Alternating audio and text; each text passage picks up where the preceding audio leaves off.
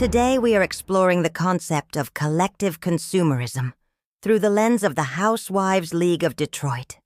Welcome to another Duel of Concepts deep dive.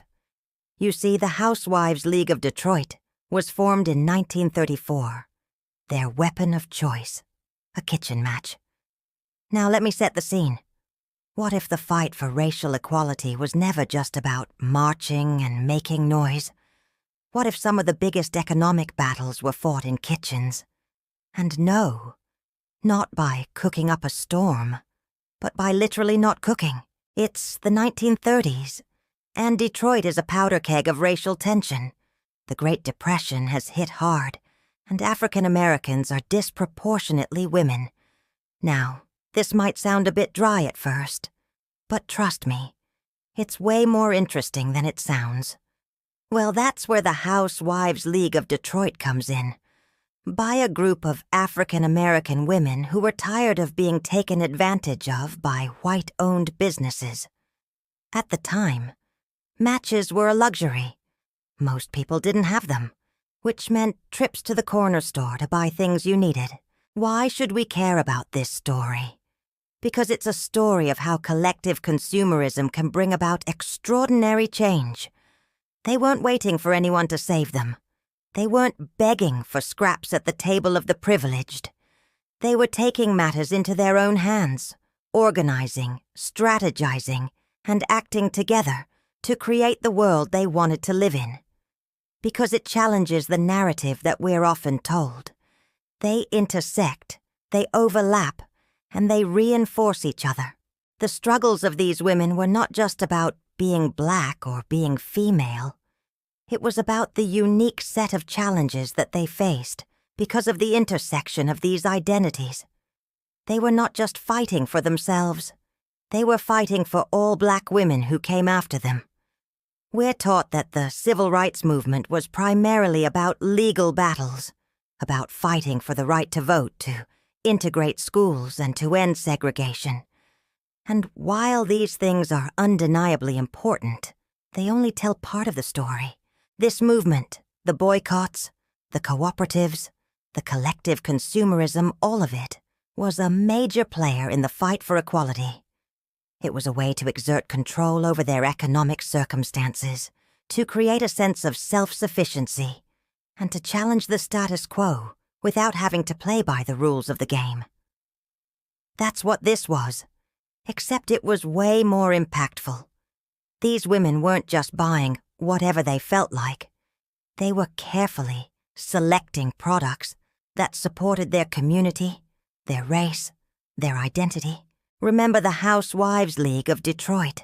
Remember the women who took on the economic establishment, who dared to dream of a world where they were not just consumers but producers, where they were not just servants but employees.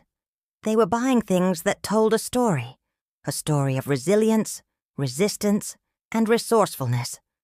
And those corner stores were often owned by white folks who weren't too keen on serving black customers. You were likely to find lower quality goods and pay higher prices.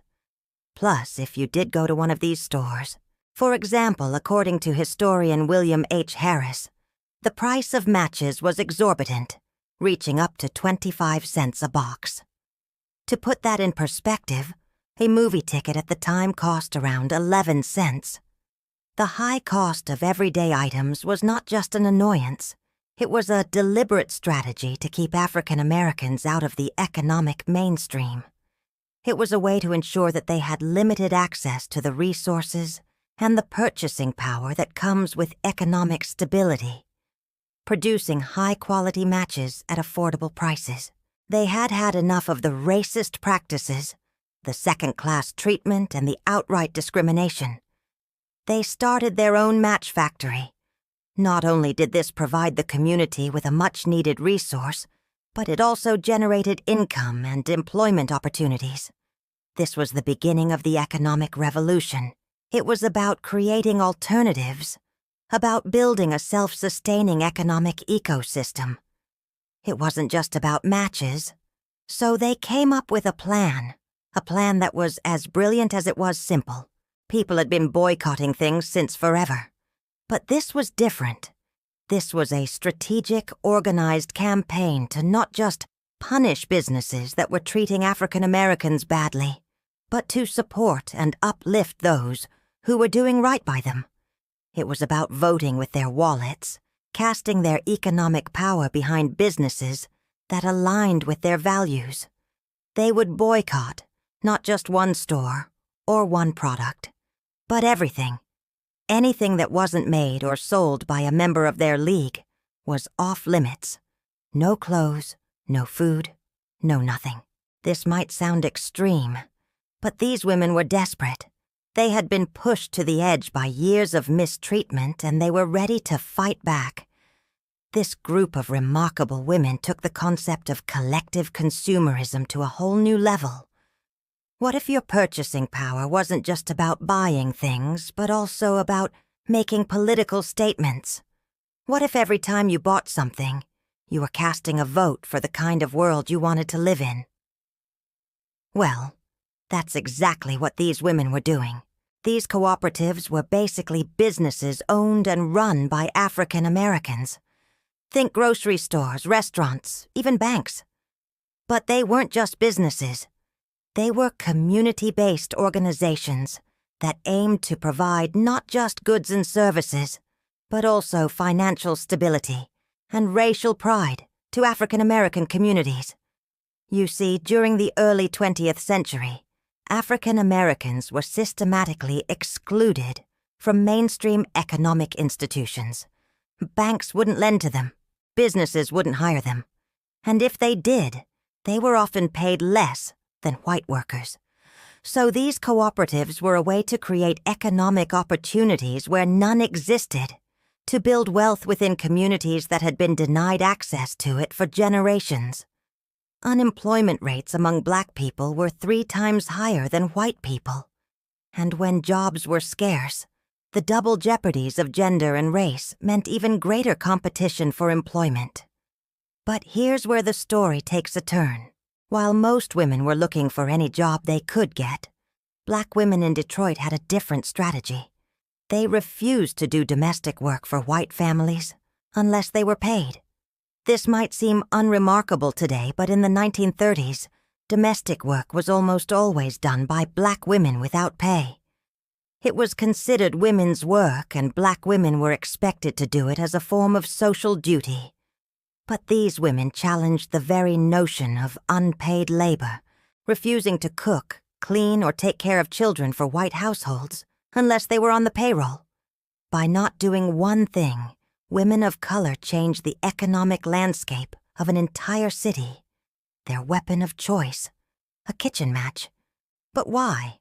Why risk losing what little income they had by burning bridges with their employers? Well, it all comes down to leverage. See, these women knew that white folks needed them to run their homes. Who else would take care of the children, cook the meals, and keep the house clean while the men folks were out working? It was a power play, a strategic move to say, the Match Girls, a group of African American women who took matters into their own hands, could harness the power of unity to impact change. Hey, we are essential. But we are also tired of being taken advantage of. By refusing to do unpaid work, these women were essentially saying, we won't be your servants anymore. We want to be your employees. This act of defiance laid the foundation for an economic revolution led by African American women. Moreover, this story is a testament to the power of collective action. It shows how ordinary people, African American women in this case.